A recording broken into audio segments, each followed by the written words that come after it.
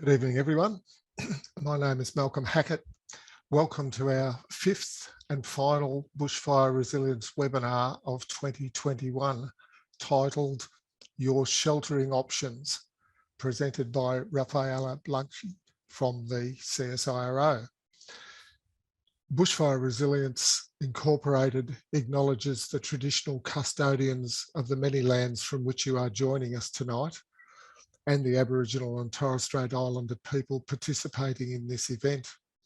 We pay our respects to elders past, present and emerging, and celebrate the diversity of Aboriginal peoples, their ongoing cultures and connections to the lands and waters across Australia. This webinar and the presenters are providing information, not advice. Every property and individual circumstances is unique. It's particularly important with this webinar that you understand our presenters are delivering to us data. They can tell us the outcomes. They aren't making recommendations. It's your responsibility to seek advice for your particular situation. The topic of today's webinar may be sensitive for some people. Some services which offer support are shown on the screen. On behalf of BRI, I acknowledge the wonderful supporters and sponsors who have made these webinars possible. Bendigo Bank Community Bank branches, CFA, Nillumbik Shire, Safer Together, Rotary International Diamond Creek, and Davey Pumps and Irrigation. As the chair of the company which operates the 5 local community banks, this is my last opportunity to spruik the message, and I won't waste it. We established our bank branches to provide banking service to locals and make a profit which we could return to the community through financial support for clubs, groups and projects. To date, that adds up to around $7 million. We also pump about $4 million back into the local economy each year through wages and services. The call to shop local is a phrase which has resonated pretty strongly, particularly through COVID. And I'd like to add bank local to that call for loyalty. Our branches are now the only walk-in banking service from Kinglake to Eltham. And our profits don't leave the area, and we won't be leaving either. If you value this notion of strengthening the community, then give our branches an opportunity to quote on your financial needs. Bendigo Bank products cover the full range of services and are highly competitive. So bank local will help to strengthen the community if you help to strengthen the bank. After the last webinar, there were a number of questions asking for more detail on my experience of leaving a burning home, so I'll add some detail. I'm one of those confident males who, despite some experience with out-of-control fires, really had no idea what was coming on Black Saturday. My proved inadequate because the fire, or in our case, the embers only have to penetrate one weak spot. I had thought a lot in terms of preparations for a fire front, but we really had no plan for what would happen if the house began to burn.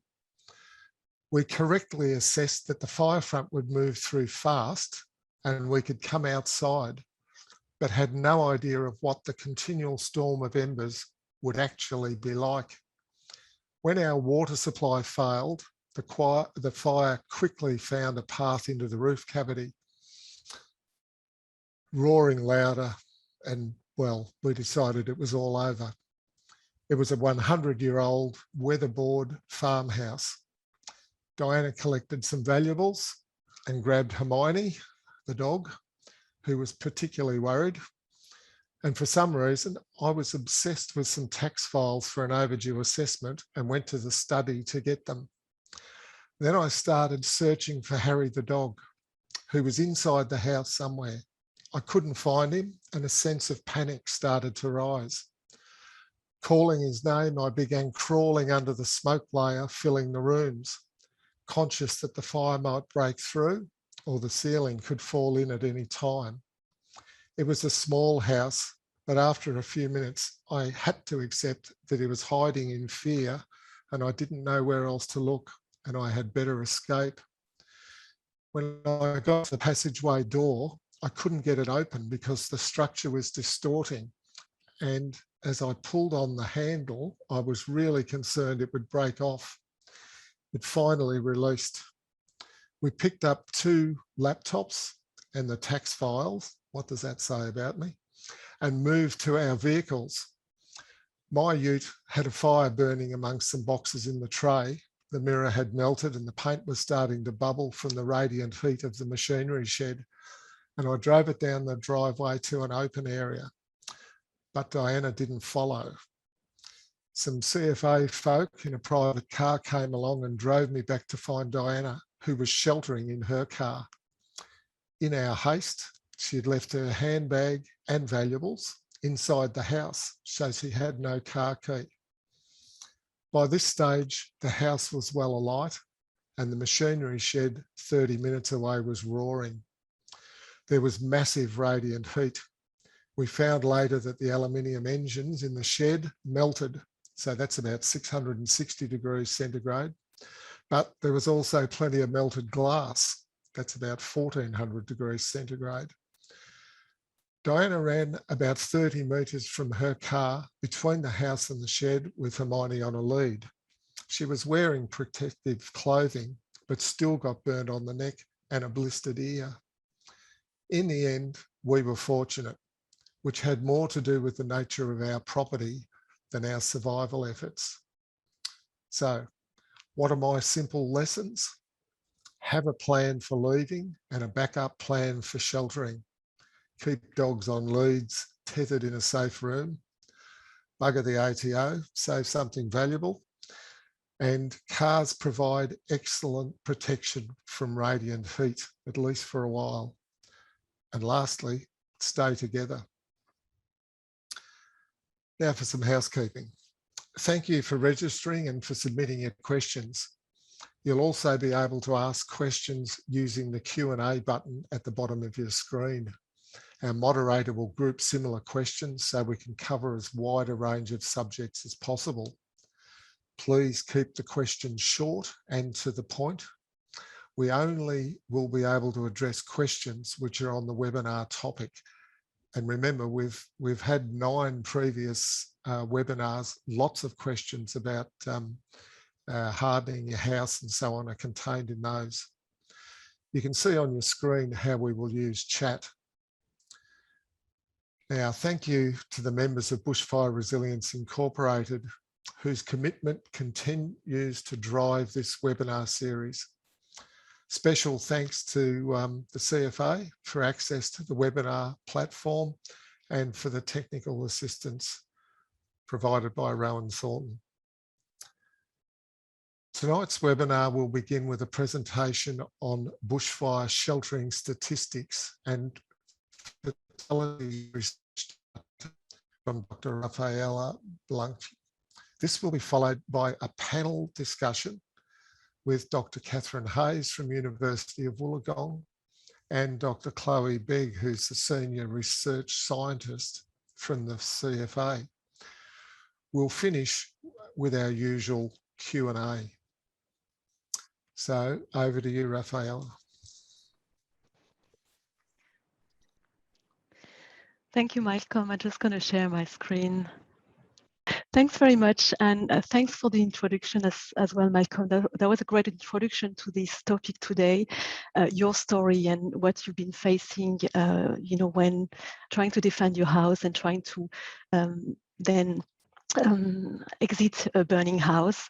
And that's a good introduction for this seminar, where we're going to look at the challenges that we are facing when the bushfire arrive, but also some of the issues that we might as well face. This presentation is based on the research that we did in collaboration with CSIRO and the University of Wollongong. And I'd like to acknowledge my co-author here, Katharine Haynes. She'll be part also of the panel and will be able to give you some other perspective on some of the challenges that we might face during a bushfire. So to better understand what people have done during bushfire, we collected information from post-bushfire surveys, interviews that have been done after major bushfire, like Ash Wednesday, Black Saturdays, and more recent bushfire, the 2019 and the 20 bushfire. We use reports from the 2009 Bushfire Royal Commissions. We use coroner's reports as well, documentaries, news articles, and journal paper. So we look at fatalities and the circumstances of the loss, but we also look at how people survive, where people died, the weather conditions, what were the distance to forest, what were their response and intentions, where people shelter, and how they survived the bushfire. So some of the information we are presenting today could be distressing to some of the audience. So please make sure you look after yourself and reach out to the helpline if needed, that Malcolm mentioned early in the introduction of the seminar. So when we look at historical loss during the last 120 years, we found out that most of the losses have happened during iconic bushfire, such as the Black Saturday or the Ash Wednesday again. They have occurred as well in the southeastern end of Australia, and Victoria, our state, is one of the most affected, with like around 10,000 houses that have been lost and around 500 people, like civilians, that have lost their life as well. And this is because of the concurrence of extreme fire weather conditions, fuel accumulation. I've got like big forest here as well, and people that are living in those forested area in a bushfire prone area. So when we look a bit more into the loss, they have occurred during fire that are driven by catastrophic weather conditions with a forest danger index above 100, which means like temperature that could be above 40 degrees Celsius, humidity under 5%, and wind above 40 kilometers per hour, and very dry conditions. So if we look at the location where people have died during those bushfire, the losses in open air, people that have died outside, and in vehicles are rising up to extreme weather conditions. And then it reaches thresholds under catastrophic weather conditions, where we have more deaths that happen during inside structure. The data is obviously driven by the Black Saturday fire, but still interesting to consider what could happen under those extreme fire conditions, like intense fire conditions.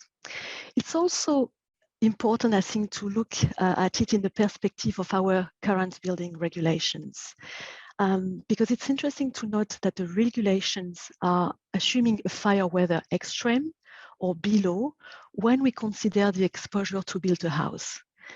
And that means that they don't claim to be effective under catastrophic weather condition.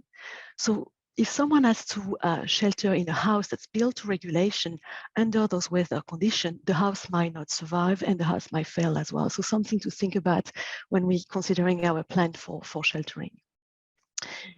In an ideal world, I have to say those, under those conditions, people should not be there. But what we've seen in our research as well is that for different ranges of reasons, people find themselves at their house or outside when the fire arrives. So if we look at now people's response during the bushfire, it's quite complex. Some people would leave early, some people would stay and defend, some people would begin to defend and then leave, some people return to the fire, some people would shelter, and some people do many things, not only one thing. What we, when we look at some summary to give, a bit of an understanding where people are and what people have done, Some of the summary from the 2009 Black Saturday showed that 48% of the population stay and defend, and around 21% have left, leave early and leave during the bushfire. If we look at subsequent fire, we find that from the 2011 to 2014 fire, the stay and defend were around 10 and 35%, and then we have 26 to 65% of people leaving. And then for more recent fire, this, similar for the stay and defend, we still have a high percentage of people that stay here, like 47% for the 2017 New South Wales fire, and 43% for the 2019 and 20 bushfire, the recent bushfire. So what does it say to us? It's like at least, less than half of the population might find themselves at home or in a fire-affected area when the bushfire is going to arrive.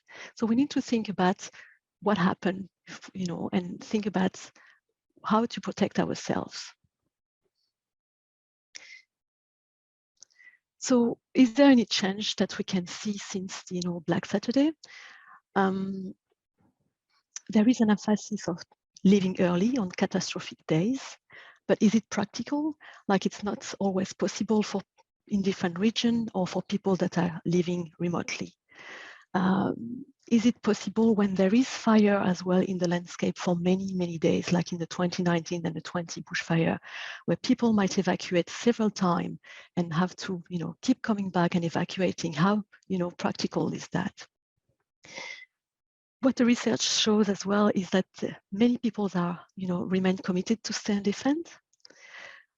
There is also better communication on risk and preparation, which is good to know, because that means people are going to be able to prepare their house better. But it's still a significant proportion of the population that's unaware of bushfire risk and that might not take the right decision. We also got a better warning system, but some of the research shows as well that people tend to rely too much on that information and on those systems.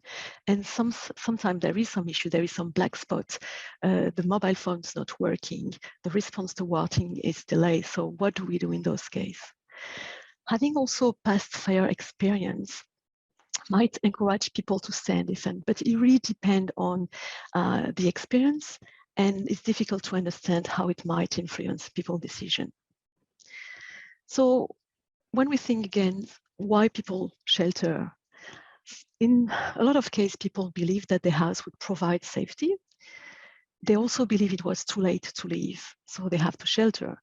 They were unable to leave, they tried to leave, but they found a blockage, or they were not able to, their car was not working, and a lot of things could happen, and they have to come back, for example. They try to protect themselves from the effect of the fire, the heat, the smoke, the wind, and the flame. Or they're unable to defend or stay in their house.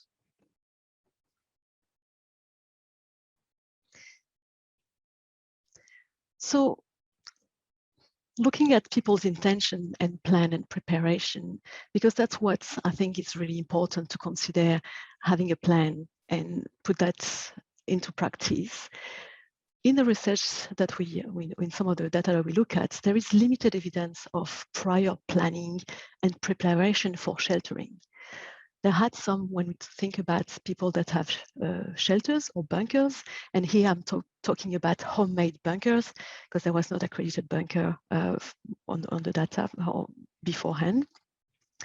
Some people also have made some preparation because they clear fueled and reduce area explicitly for sheltering. Or some people have prepared their house with short-term sheltering in mind. And we see some difference in intention with people that want to shelter as a primary strategy, not many, or shelter as a backup or last resort. So when we think about sheltering, it's really about protecting yourself from the effect of the fire and other conditions that you might experience during the day. So that means first, what are the physical impacts of the fire, the things that you might experience when you stay and defend, or when you're outside, or when the fire is going to arrive. there is potential burns from radiant heat flux and flame. There is also the fact that you might experience exhaustion and dehydration because the heat exposure, like usually some of the bushfire always happen during those very hot days and extreme temperature. There's potential car accidents and other injuries because of falling objects and falling trees. Then we have to consider also the smoke exposure with the issue with smoke inhalation, but also the visibility and what's the impact that has on your, you know, if you were to go, if you're driving or if you want to go somewhere. Noise as well is another aspect. And eventually something we need to consider is a mental health effect with, you know, high level of fear, anxiety, and trauma. And I won't go into detail of that mental health effect, but I'd just like to go through some of the physical impacts that people might experience. The first one is radiant heat, and I'm sure that most of you have heard about it and know what it is, but I'm just going to give a simple explanation just as a reminder. So if you think about yourself in front of a campfire and you put your hands like that, you can feel the warmth in front of you, and that's, you know, the heat radiant from that radiate from the fire. So if you think about it, all your front is quite warm in front of the fire, but your back is really cold, and it's because your body is acting as a barrier between, you know, you and the fire. So the front's warm, but the back is cold. And that's really something I like to pass as a message. It's really important when we're talking about radiant heat to think about what's the barrier between me and the source of fire. In addition of the barrier, you could think about having enough distance. So you know, the effect of the fire or the radiant heat could be reduced or diminished. If we look as well at this, you know, bushfire little scene, like graphic, what we find out is, you know, the bushfire produce flame, embers, and here, like just radiant heat, like that are simulated with those orange line.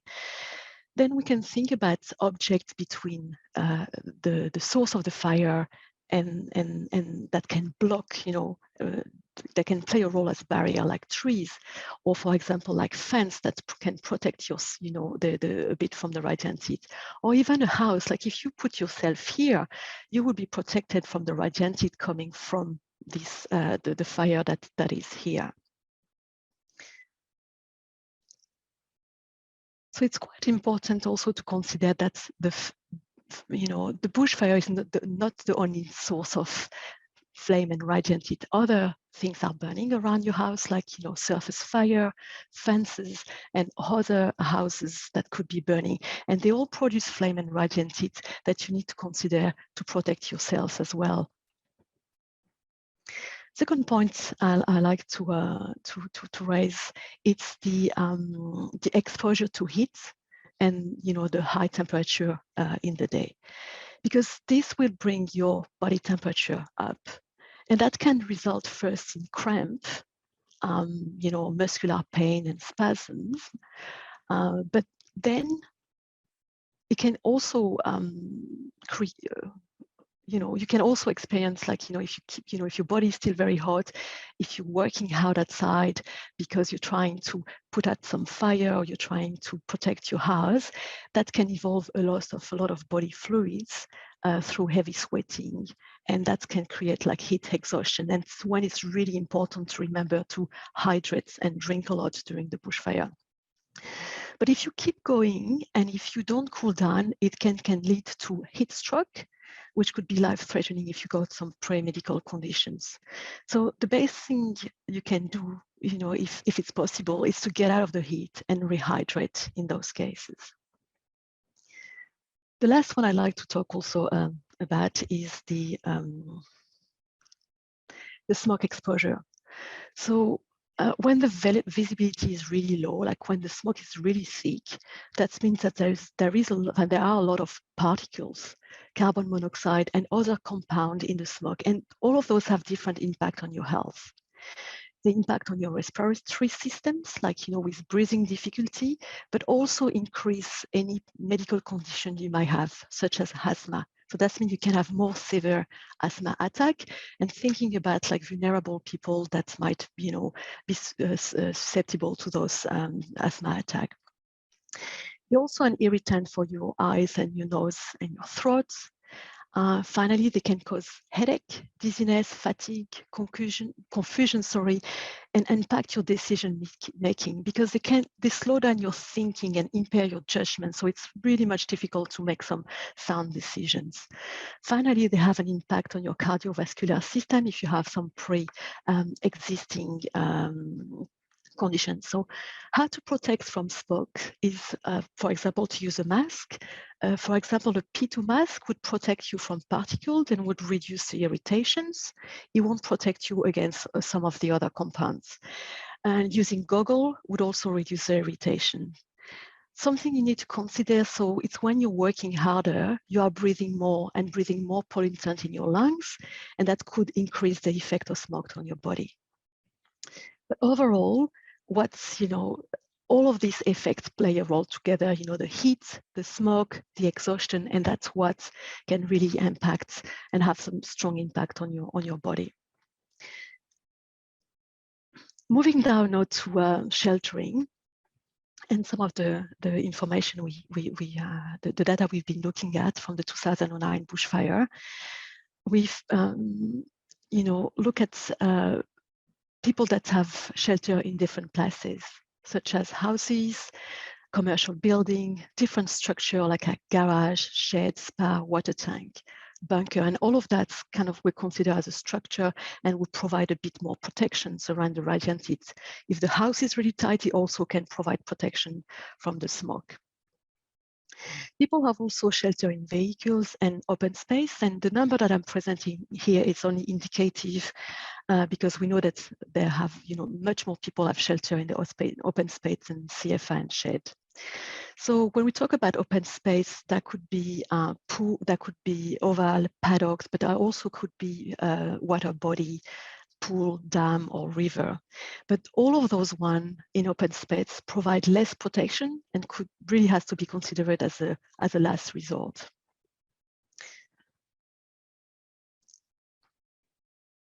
So I'm going to talk about more generally maybe about 3 pillars of shelter, like first the house, because that's the most common place of shelter.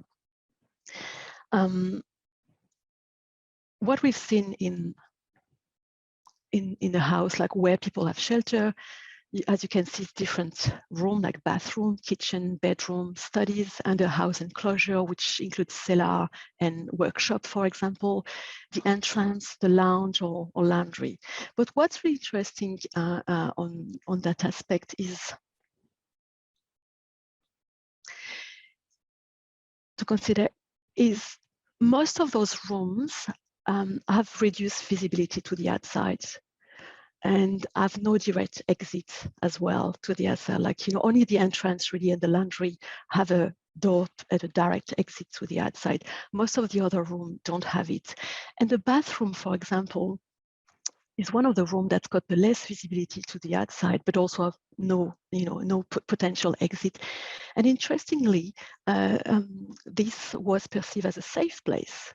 So this might stem from, the ready availability of water in the bathroom, hard surface, might also stem from information coming from cyclone protection.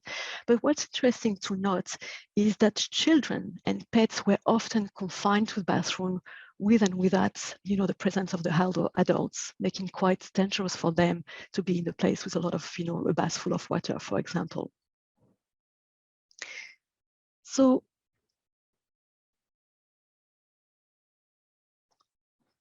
why it is dangerous to not having visibility to the outside is because there is a potential of a house to fail, and we've seen in the data a number of shelter failure where people were sheltering in the house and they were forced to exit or become trapped into the shelter.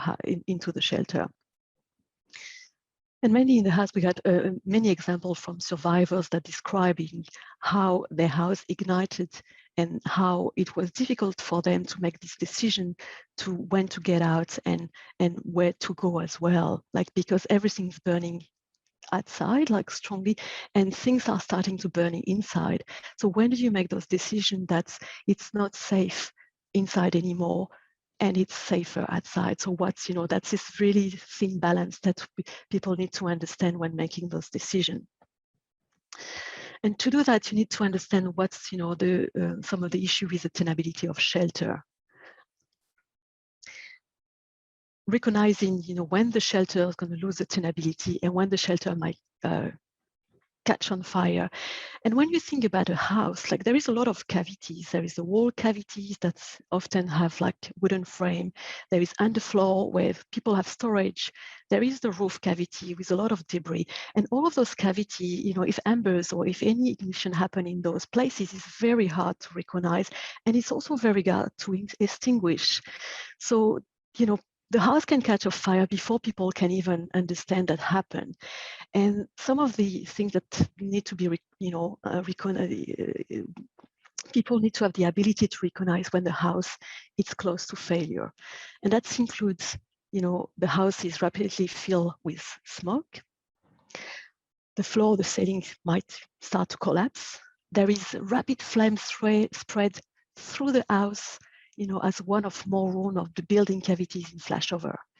There is items in or near that's starting, to catch on fire or might even be exploding.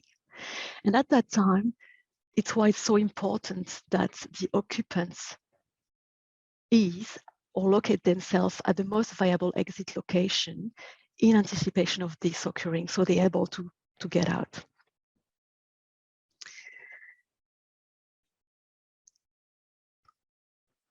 So how we can do that, and then what we found in the research that was really important to sheltering actively, which means having a regular monitoring of the fire and the condition inside and outside the place of shelter, as well as action to protect the occupants, including, extinguishing fire, preventing entry of the smoke, caring for children, elderly, and people who may have been injured.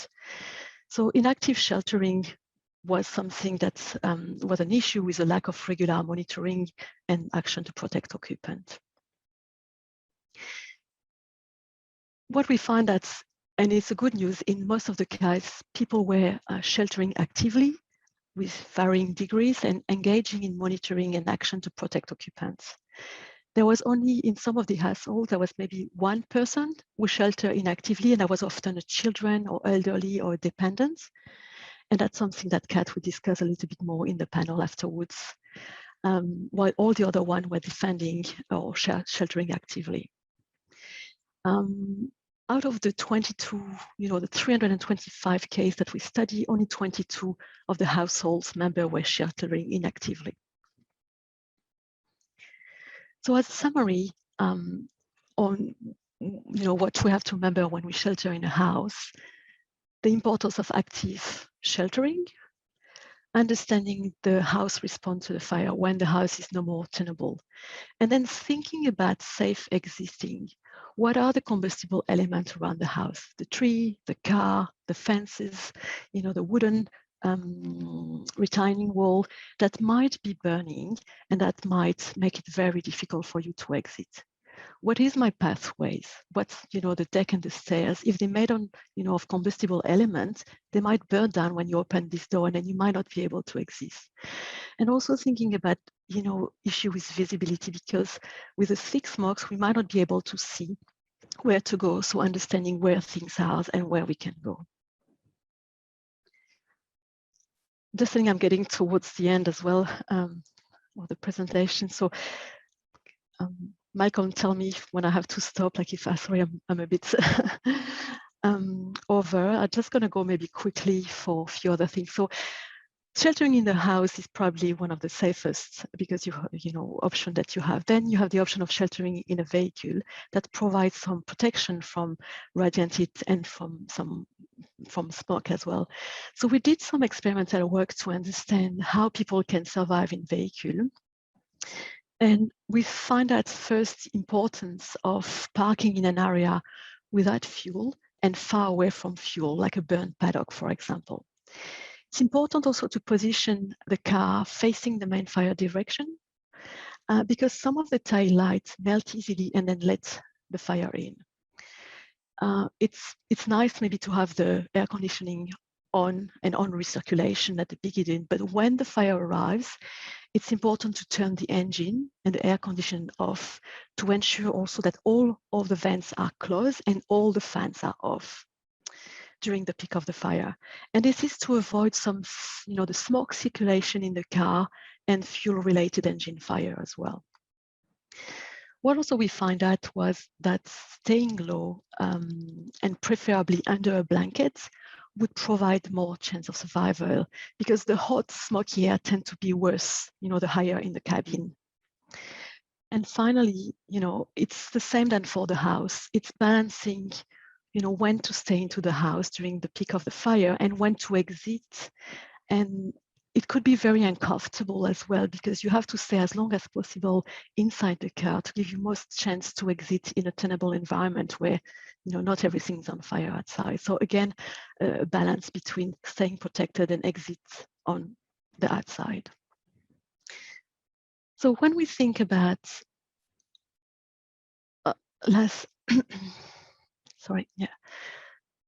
sheltering outside now, we find out that, some of the residents who refuge in open space that were close to their house, such as burn paddock, non-combustible driveway, olive grove, or further away, at community sport oval or school ground. Some of the people also shelter in water bodies, like swimming pool, dam, lake, and open spa. And that was often a secondary location of shelter. These are places of last resort because people mention how difficult it was to get there because of the poor visibility and burning obstacles. But we discuss a bit more about those challenges in the panel. I want to say,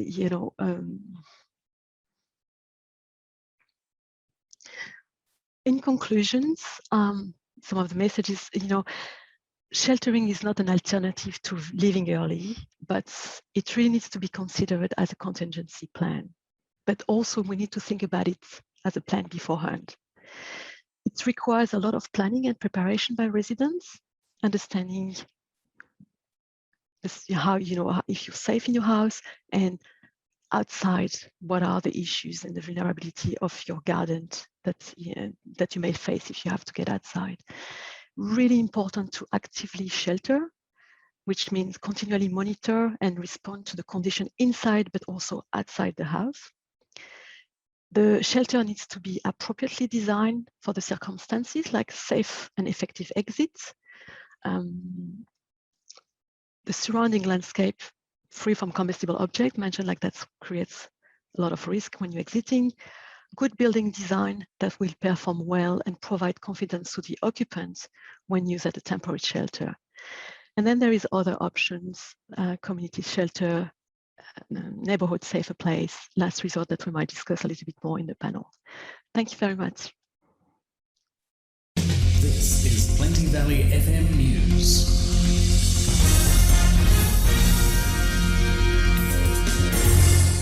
Good afternoon, it's 5 o'clock, Bill McGillivray reporting. Today has been declared a day of total fire ban for the state. No fires may be lit in the open air, and the CFA advises people living in areas at risk of fire activate their bushfire plan. The COVID-19 situation has declined in Victoria and New South Wales, with 85% of the population now being double vaccinated. We have a new report that a fire has started in the outer north of Melbourne in Cottles Bridge. More information will be broadcast as it comes to hand. This is a Plenty Valley FM Independent News Report. Plenty Valley FM weather. The temperature is currently sitting at 35 degrees. The wind is gusting at 45 kilometres per hour from the northwest, with the relative humidity showing 14. Forest fire index is now rating at 64 and the fire rating is severe.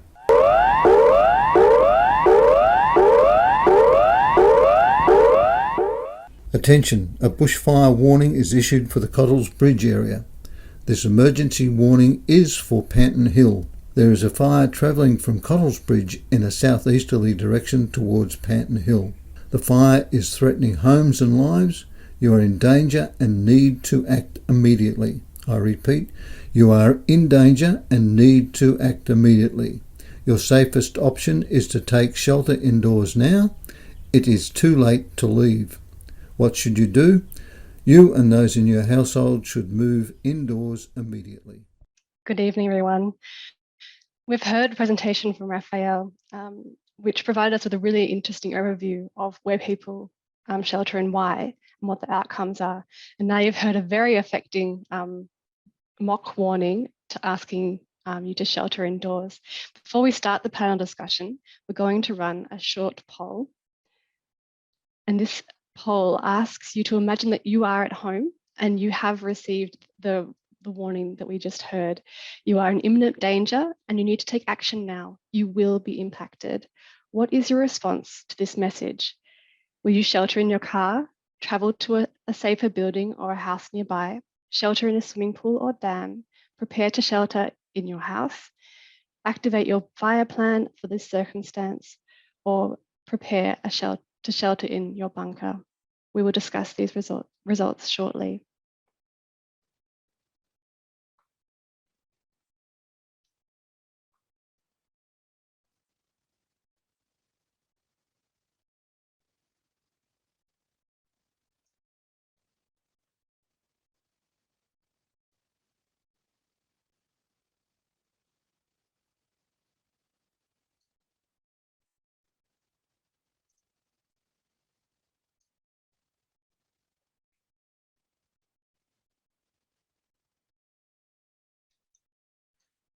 So we'll talk a little bit about some of these options during the panel discussion.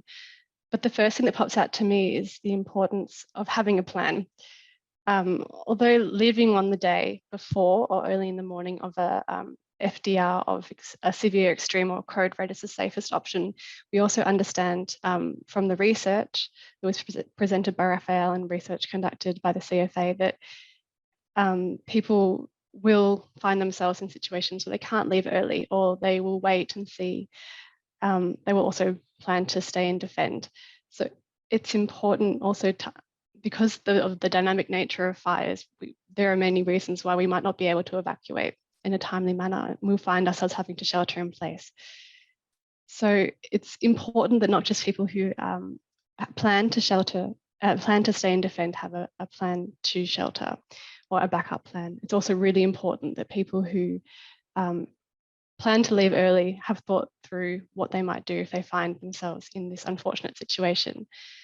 So to start the discussion, Kat, what can your research tell us about the experience of those who plan to leave but couldn't, or people who wait and see? So our research has found that sheltering during bushfires is actually quite common. And after Black Saturday, we surveyed 1,300 households and conducted more than 600 in-depth interviews with people who'd been affected by the fires. And we found that sheltering experiences were quite common, with around 50% having some sort of sheltering experience. And this ranged from short-term periodic sheltering as part of their property defence through to longer-term sheltering when property defence or leaving was no longer tenable. And a lot of research has found that many people wait and see before deciding what to do, which can lead to last-minute evacuations or sheltering at an unprepared property.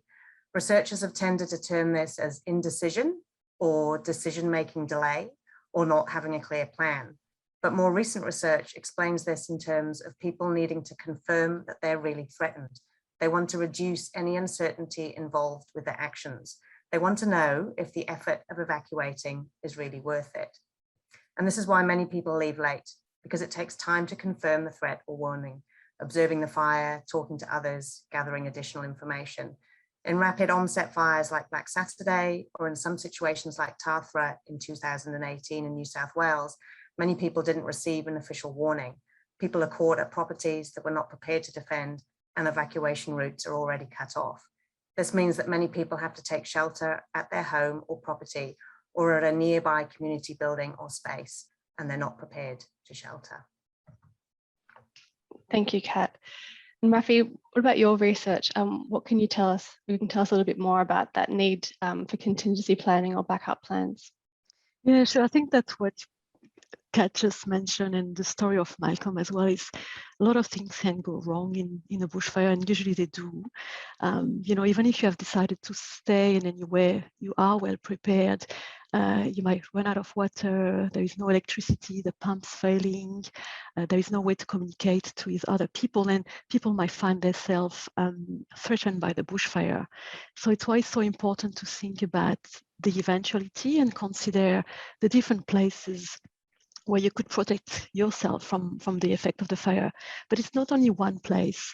It's like to emphasize probably now is, in some of our research, we found that some of the residents had to seek shelter in multiple locations to a maximum of 3 shelter locations.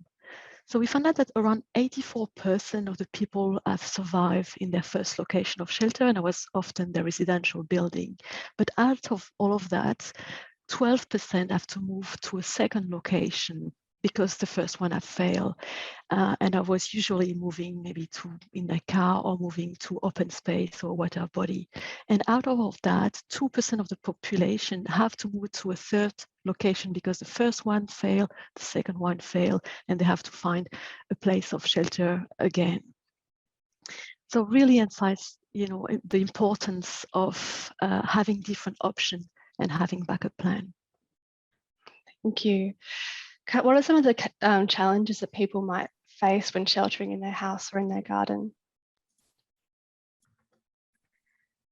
So what research into numerous fires, including Black Saturday, the 2018 Reedy Swamp Tathra fires, and the more recent 2019-20 Black Summer fires, is that many people don't anticipate that they'll need to take shelter and are not adequately prepared.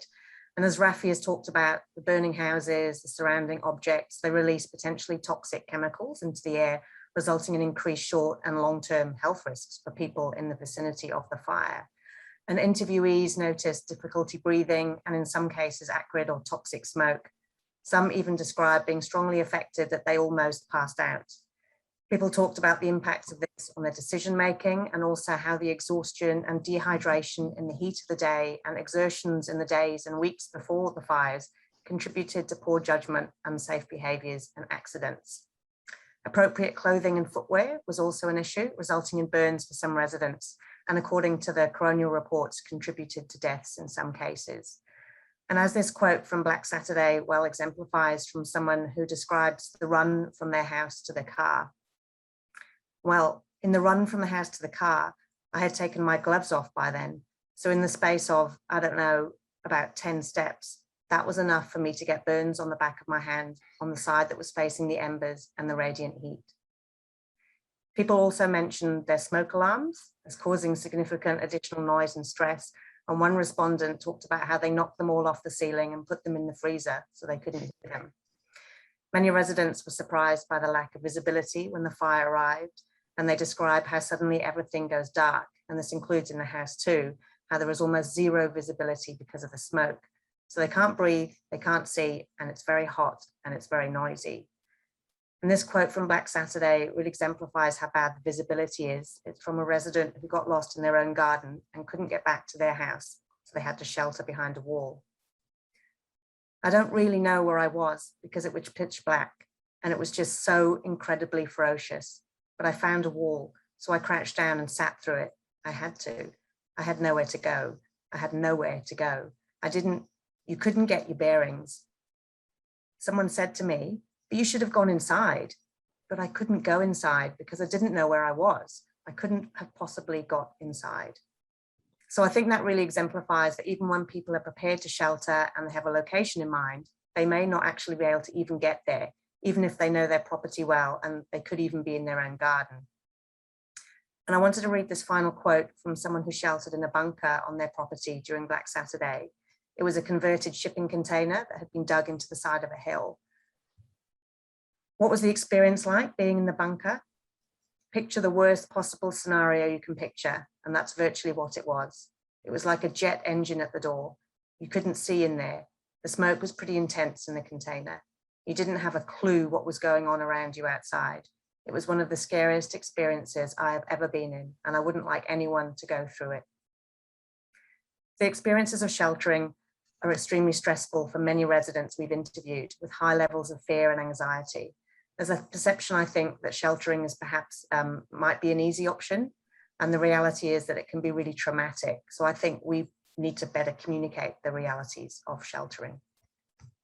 Yeah, absolutely. Did you have anything else to add there, Rafi, about the exposure and things? You mentioned active sheltering. Is there anything else that you could, like specific examples from your research there? Maybe some of the summary, like, after the warning we just hear, like, it's too late to evacuate and shelter. That's mean that the fire is close and it's almost arriving. So there is a lot of embers and strong wind, and people might need to shelter in their house for, to protect themselves from 15 minutes, the time the fire front passes, but up to an hour. And that's really depend on the circumstances and weather conditions, but also the fuel that are around the property and that might catch on fire. So when we think also about Black Saturday conditions, that provide an additional context where it really might be dangerous to be outside. We have damaging winds and possibility of falling trees and falling branches. And this damaging wind can also weaken the structure, and overall, during those conditions, the structures are a higher chance of failure. So it's why it's really important to keep the active monitoring. So in most cases, residents would take shelter inside the house during the passage of the fire fronts and then return outside to defend their property. But it's really critical, and I'd like to emphasize that again, to monitor the fire progress in the immediate surrounding, regularly patrol the exterior and the interior of the house to check the fire ignition. And that really will help you to assess when it's safe to leave the shelter, protect yourself, and then leave the shelter, go out and start to extinguish any other ignition on your property. Yeah. But what happens if your house is no longer tenable, or the garden, or if you're not at home when you receive a warning? What are some of the factors that people should take into account? So ideally, it's just thinking about what are the other considerations at the time. Like, you're not probably in the ideal situation, like maybe your house, you're not close to your house, or the house has already failed. So thinking about how to use something around you without putting yourself at risk. It's working with something proximal or getting somewhere else, which in the process of getting somewhere else might be more dangerous. Like in the research, a lot of people mentioned that the difficulties to getting to the place due to the poor visibility and burning obstacles and other issues that can happen. So for example, sheltering in a car gives you protections from radiated smoke, and at the last resort, trying to shelter in open space outside or in a water body. So in those cases, I think it's important to consider how you protect yourself from the effect of the fire. Again, radiated smoke.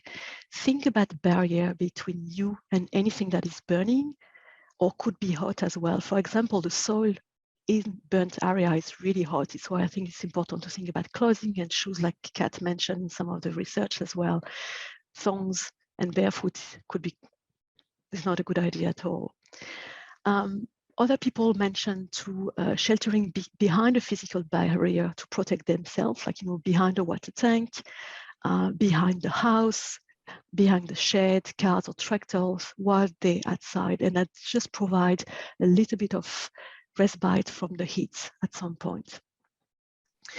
Sheltering in a water body, that's another story. Like, people have mentioned that they needed to be close to the house, so they are able to get there, but not also too close to the house because they can be affected by burning objects.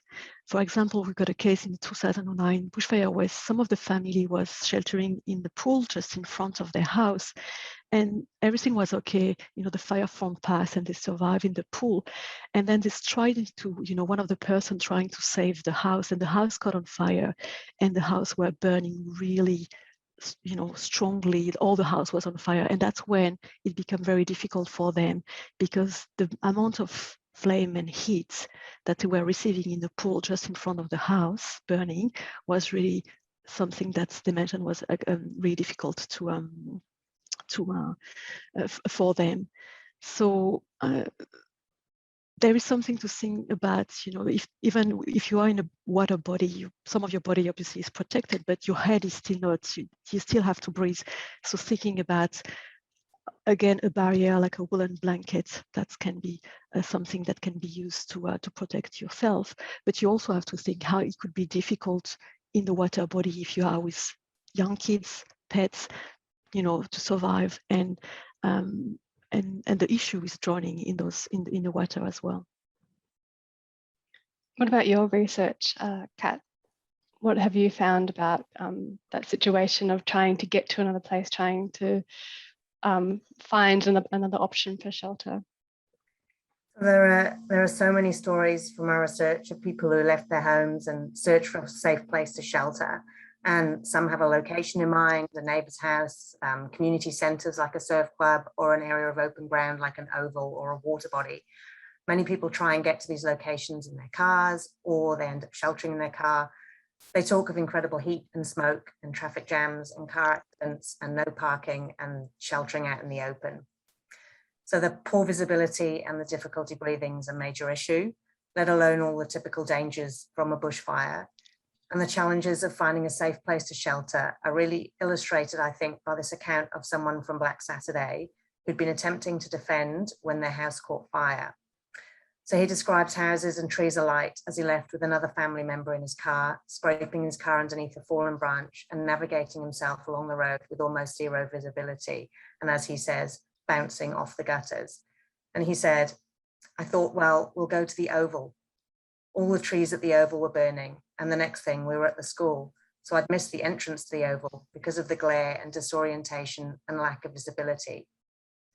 So he turned back for the oval, but then saw another family member's vehicle further up the road and again past the oval. They attempted to return to the oval together, but were prevented from doing so by a burning tree that had fallen on the road. They exited the cars and attempted to reach the oval by foot, but they couldn't, and they ended up sheltering in a culvert next to the road. During Black Summer, thousands of people sheltered on South Coast beaches. There was difficulty parking, a lack of appropriate clothing and protective wear. There was no food, there was no water. One resident described her experience of sheltering on the beach with her dog, and I'll read her quote as I think it describes the situation really well.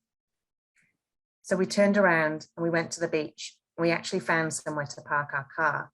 But by this stage, people were running and crying and yelling. Someone pushed my little boy over to get past. They were panicking. And on the beach, children were crying, mothers were crying, people were collapsing in the sand. I watched my whole street on fire. I stood there and thought I'd lost everything. There were so many little kids, and there were horses and goats and dogs, every animal you can possibly imagine. We had a new rescue dog, and at that moment, she decided to attack another dog and maul it to death on the beach.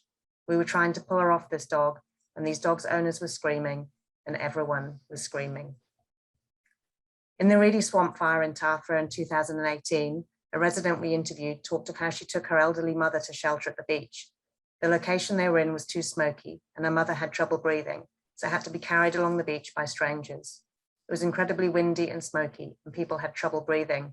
They also got very cold, and they had no food and water, and they were being lashed by the sand. So there are many formal and informal places where people will gather, beaches, ovals, sports clubs, fire sheds, where conditions will be difficult and where people will have to deal with their own challenges, but they may also be exposed to traumatic things and the injuries and grief of others in group shelter environment. We also have to understand that isolation may be an issue, and it could be many hours before assistance can reach fire-affected areas. Thank you. So considering everything we've just discussed, what can people do to prepare themselves? Rafi?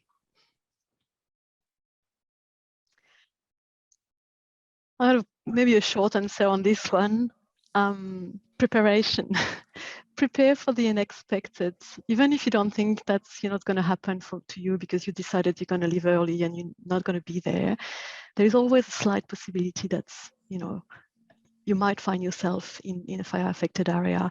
So prepare for the unexpected, make a plan, have a lot of contingencies, backup plans, understand the house, its vulnerability, and how you can protect yourself from the effect of the fire, but also understand the surrounding and the potential risk of things burning around your place, like exits and pathways and driveway.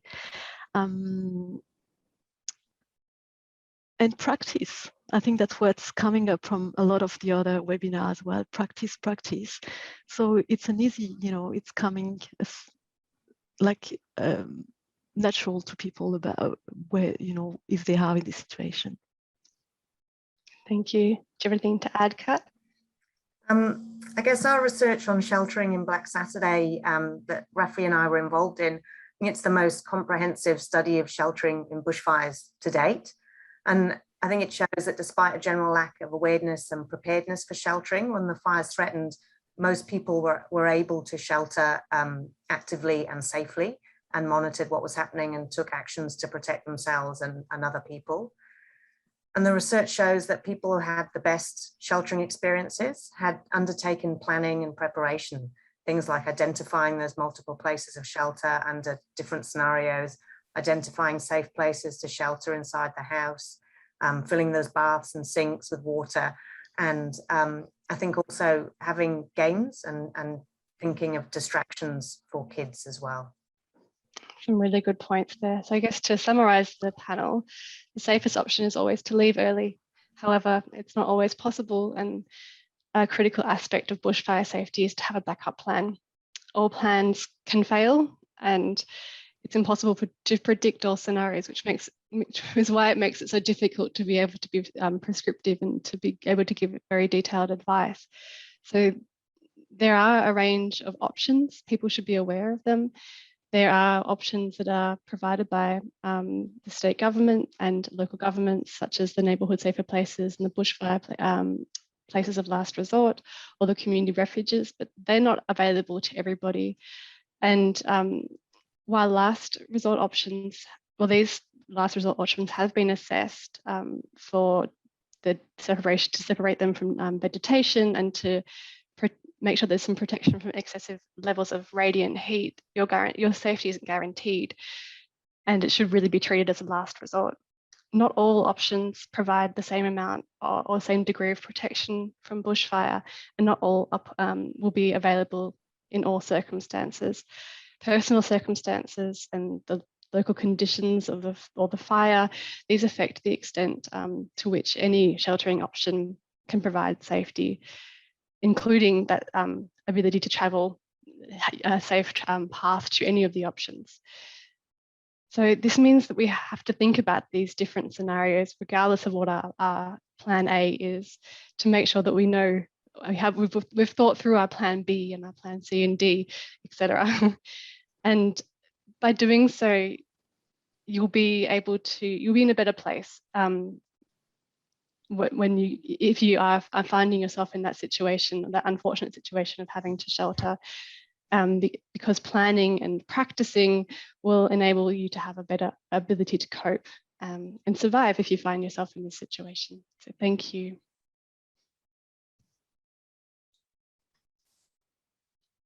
Thanks, panel. That was helpful, and it certainly has prompted lots of questions. Before we get into those, I want to ask a question. My experience was relatively safe, because even though it was uncomfortably hot, horrifically hot, I didn't have the issue of superheated air, but I know that in my community, that was a major problem. Can you describe, perhaps Rafi, it might be for you, what are the issues with superheated air, and do we know about how people have managed to survive in those conditions?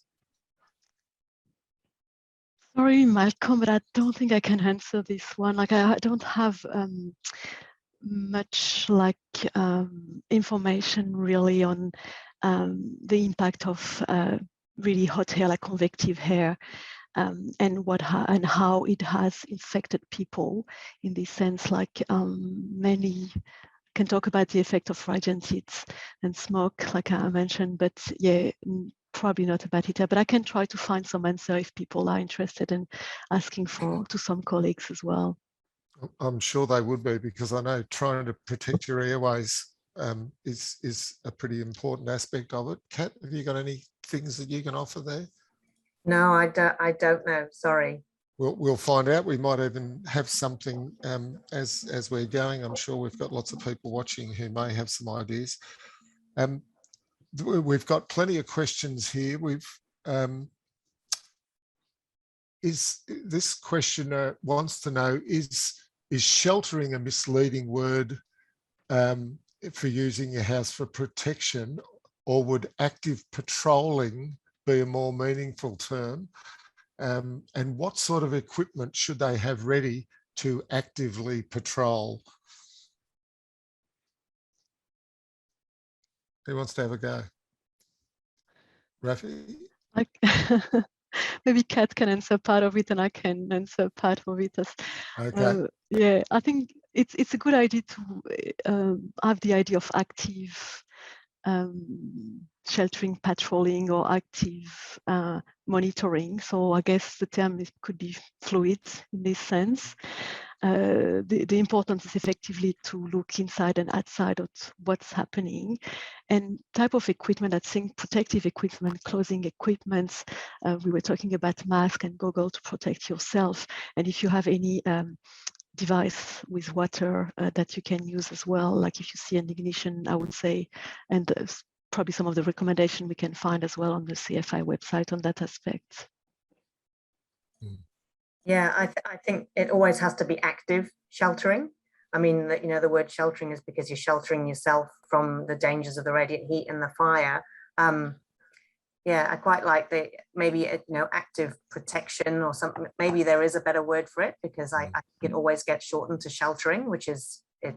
Yeah, and then you forget the active elements, which is the most important aspect, I think. In terms of equipment, I think everything that Rafi suggested, really. Yeah.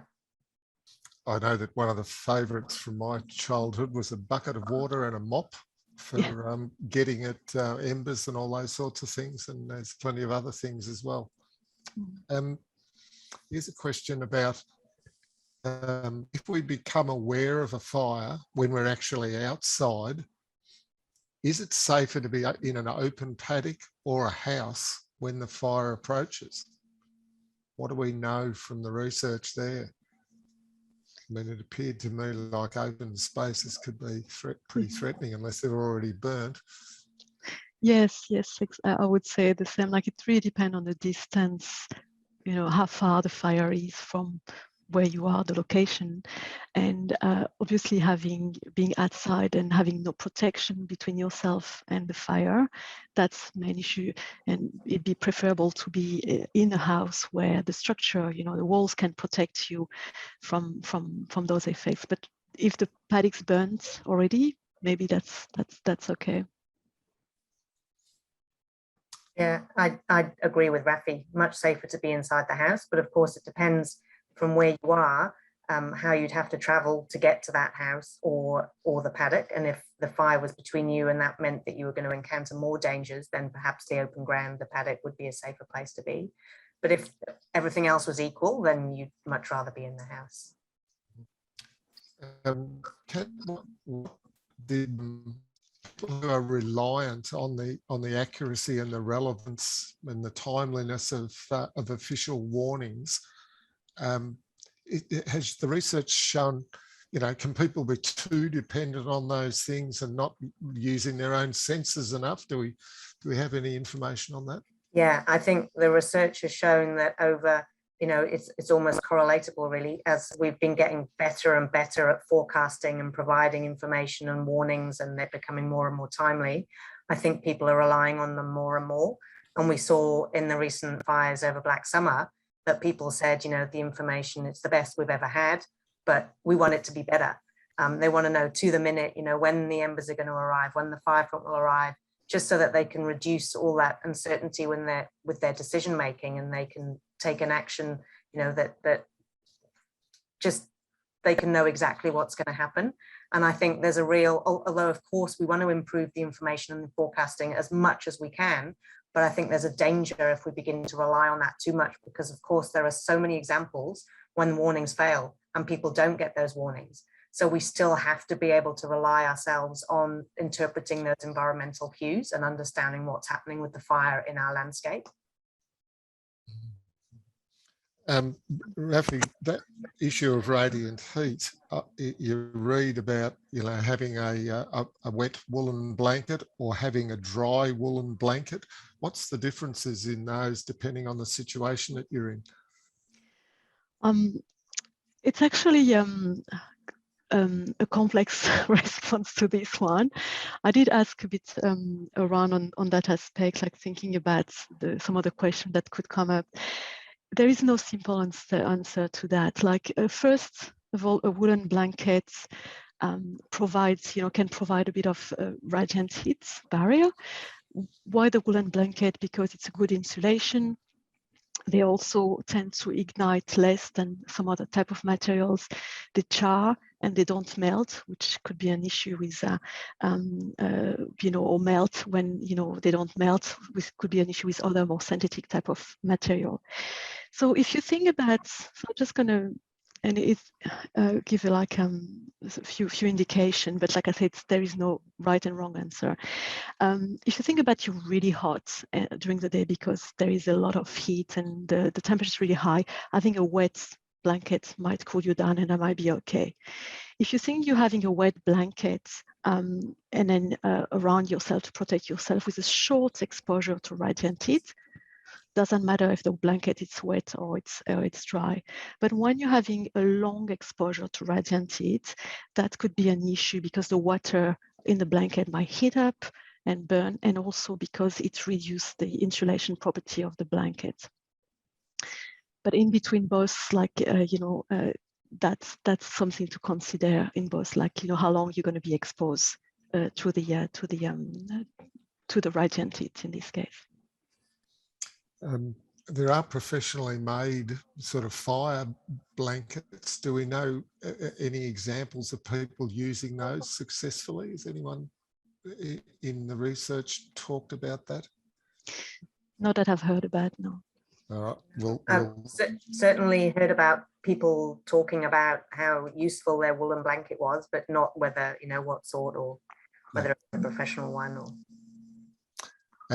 Now we've got some interest in bunkers here, and Rafi, you did mention that before Black Saturday there was no such thing as a certified bunker, and now we have them.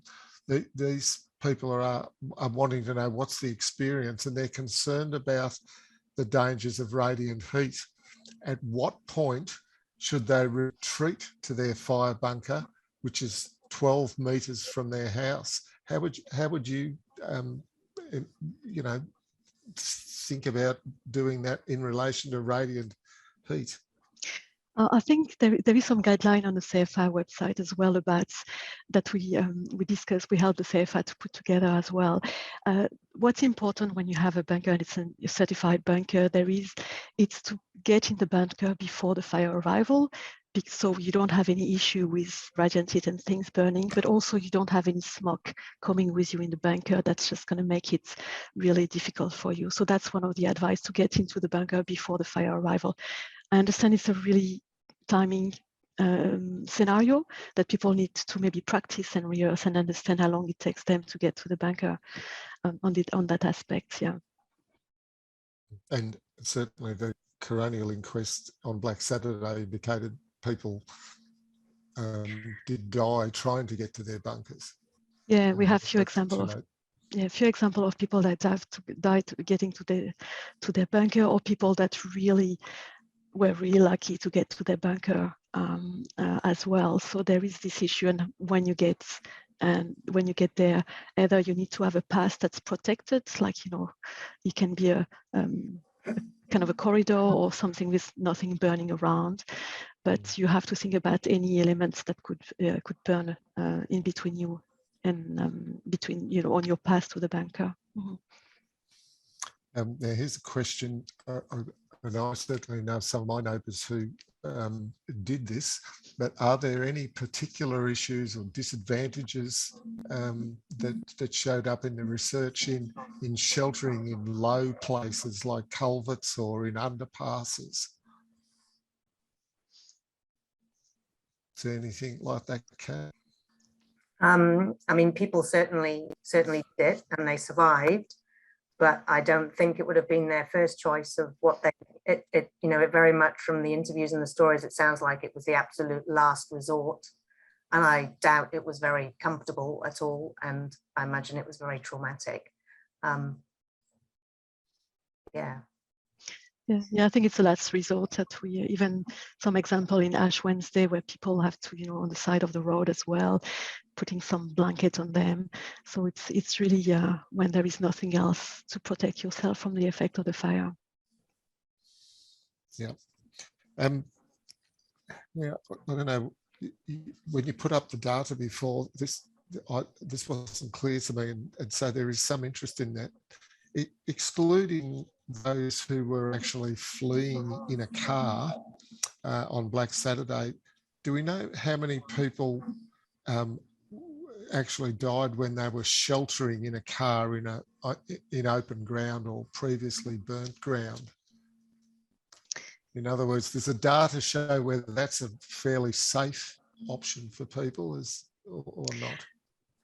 I would have to go back to the data for that. Malcolm, I don't have the top of my head. You know, from what I presented, that was, you know, all the people that I've sheltered stationary in a car, and I didn't specify if that was on burn ground or not. So I can try to go back and give you an answer on that. Yeah, this one I guess relates partly to my experience, but this I think this could be widespread. On Black Saturday, we know that people died as a result of looking for their pets. Do we know of steps that people took which reduce the risk of managing their pets? Are there things that people have done that actually worked for them? That's you know, in the research. Yeah, and I think this is a space where the research has really come on since Black Saturday, because we've seen that the impact of people's pets have had on people's decision making. And so there's been a lot of education and a lot of communication to people to really, and I think in a way it's been a sort of pathway to get people to better prepare in general, because it gets people to think about their pets and what will you do for your pets, and then it sort of helps them with their general preparedness as well. So I think now people are a lot more attuned to thinking about where will I take my pets? If I'm evacuating, then I need to do that a lot sooner and think about where I'm going to take my pets. And if I'm staying to defend, where will my pets be? If, you know, plan B and C, what will we do? So I think there's a lot of research that has gone on to really improve this, I think. Now, this is almost a Dorothy Dixon, but what has the research told us about people who have undertaken a lot of preparation and planning and practice as opposed to people who haven't? Does it work? I guess the person's asking. Yeah, I think that's really obvious. I think when you talk to people, those who are sort of, you know, flying by the seat of their pants, as opposed to those who really had a solid plan and had really thought things through and were prepared to shelter and had many contingencies. And I've got, there's an interview from Black Summer from a couple who were absolutely always going to evacuate early and evacuated early on every sort of high fire danger day, because they lived in a vulnerable property with one road, dangerous road out. But they had probably one of the most solid plans for if everything went wrong and they ended up, for whatever, having to shelter in their home. They had this planning, which I thought was incredible, because they absolutely, hoped that they would never, ever be there. And then they also had multiple steps and parts of that plan.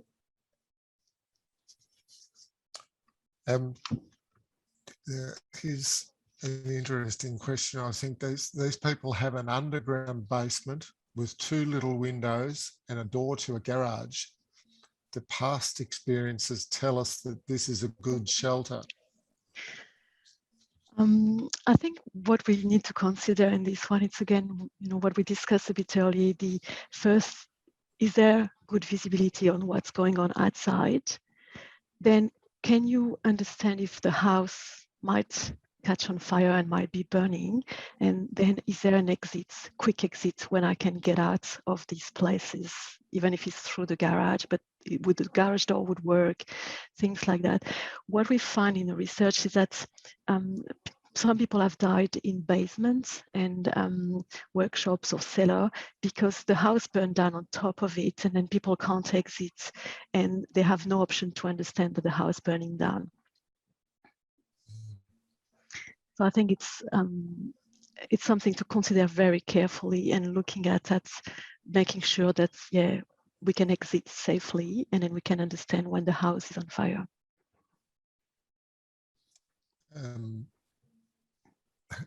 I think this is, really gets back to the last question, but not the last question, but a previous question, but I'm going to ask it anyway, which this person has a bunker. They say, where do I shelter first, the bunker or the house? From what we said before, I think and if your plan is to go to the bunker, and then you need to go to the bunker before the fire arrives, so that would be the bunker.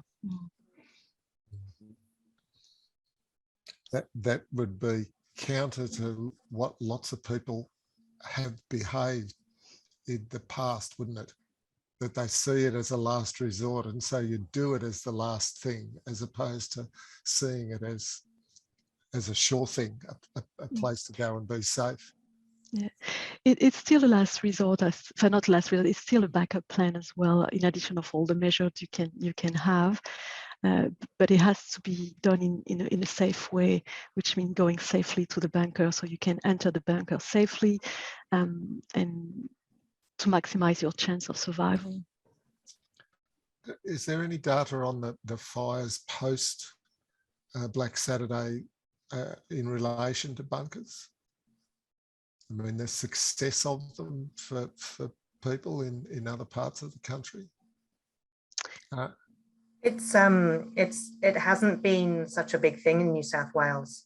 I think after Black Saturday, it was very big in Victoria and considered by a lot of people, and it hasn't, to my knowledge, been the same case in New South Wales, and certainly none of the people I've interviewed or the data I've looked at, anyone has spoken about bunkers. I'm not aware of recent studies on, the performance, the efficacy of bunkers in recent fire, but that might exist. I can also try to chase that. Right. Now I'm starting to run out of questions, I think.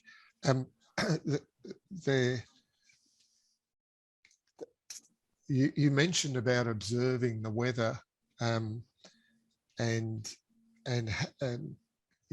having, looking at the forecast, but then looking at what's actually going on around you. Again, is in terms of people's survival, is there evidence about people who are, knowledgeable about the weather, knowledgeable about their local conditions, being able to react quicker than people who are reliant, say, on official messages? Yeah, I mean, I think so. I think people who are able to interpret the environment themselves and understand when the fire danger is higher and all of those things without having to rely on official messages and warnings. I mean, you should be doing both, but I do think there is a benefit from people who can understand the fire conditions and understand what's happening in their landscape, and use all their sort of their senses as well to interpret what's happening and to really know their local area. Yeah, I agree with Kat. I think it's really important to understand your situations and your context and what's around you, what's the landscape, what's where you are in the landscape as well, how far you have to go to travel if you want to leave early and shelter in somewhere else, and all of these things, but also understanding your context on your property, where are the, how prepared you are on your property. this one's probably following up that question in a way, and it's are there any dangers, or what are the dangers of relying on using refuges and neighbourhood safer places? And I guess the travel to them would be one of them. Yeah. Yeah. I would say the travel to them, and then yeah, I guess the conditions there as well. You know, people who went to ovals and to beaches and things like that, or even to some of the indoor places that they thought would be a good place to refuge, and they become, you know, they're very crowded, or they just can't get there, or they can't park there and things like that. And Chloe, you might have some to add as well, like on that aspect, or? Yeah, I guess as I said before in the summary to the panel discussion, these places have been assessed for their relative safety in terms of how far away they are from the source of radiant heat and vegetation, but they're not to be confused with refuges, or there's no water, or you can't expect there to be people protecting you actively there. So it's really just a place that provides a safer option in terms of it protecting you from radiant heat. Here we've got another one. In every major fire, we see people fighting fires in shorts and t-shirts. At what point should, you know, protective equipment go on? Yeah, I always had this image when I arrived in Australia of someone on the roof of their house in shorts and a t-shirt and with a little hose watering. And I think, yeah, it's something to really think about, because when you talk about protecting yourself from the effect of the fire, it's long sleeve clothes and some type of clothes as well. So it's something that needs to be put on, you know, before the fire arrives. Yeah, I would say as soon as you think you're having to enact your fire plan, probably, you know, one of the first things should be put on your protective clothes. All right, thank you. I think we've just about run out of time here. Rowan, can you tell us what number of participants we actually had tonight? I'd like to slide it in there somewhere.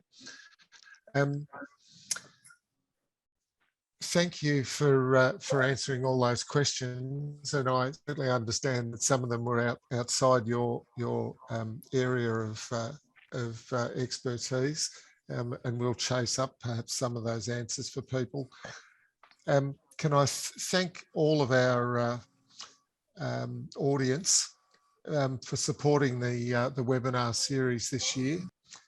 We're pretty proud of the fact that over the last 46 weeks, we've provided 10 of these webinars, and we really hope that you have all found them useful. But mostly, of course, we hope that they've spurred you on to take some action, particularly planning, understanding the situations you might find yourself in, and talking with your family and others about how to take action. These webinars are available on our website, and we'd really like you to tell your friends to watch them. And of course, we'll be back again next year with something new.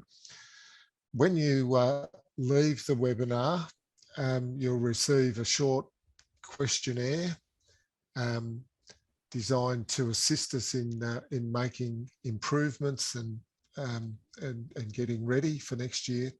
And it would be good if you could respond promptly to those.